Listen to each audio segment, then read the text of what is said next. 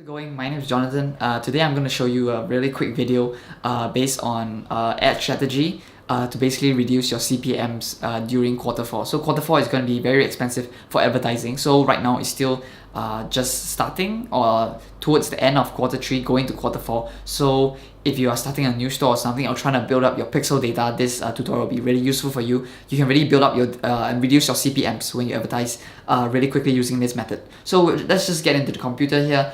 Here are just the advertising objectives that they are in Facebook, and I'm just going to show you the funnel that I'm using.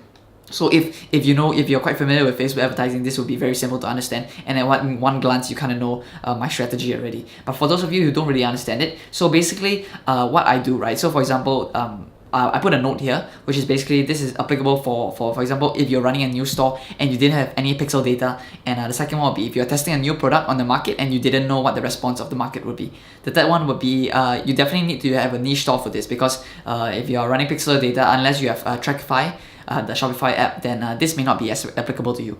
Okay, so this is for niche store pixel data. So what I basically do is I run aggressively run many traffic ads on based on that product on general interest targeting. So I will target just one country, and then I'll just get 100 link clicks. At least 100 link clicks, so that I'm able to build a lookalike audience at 1% from that. The alternative that I did was, I guess it's a cheaper method because it's cheaper to get video views. It's that I run basically PPC or video views. So I run engagement, or I run video views objective.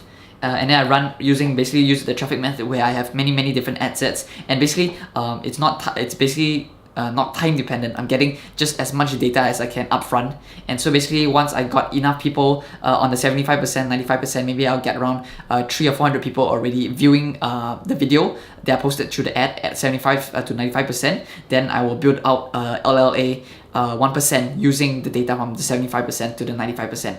Okay, so I mean it's really dependent on how much you're willing to spend here. So obviously if you run a 95% video view rate, then it'll be more expensive, but generally it's better data that's coming from the ad. Okay, so you can either use one of these two methods. So after you have this, you build up your LA 1%, then you just aggressively run your WC, which is basically your conversions objective from the data that you have here. Okay, so usually the ad sets in your WC area, I run around 500k to 1 mil audience size, which is quite a sizable number, but I think it's good. It's quite broad, so it's really targeting anything and everything.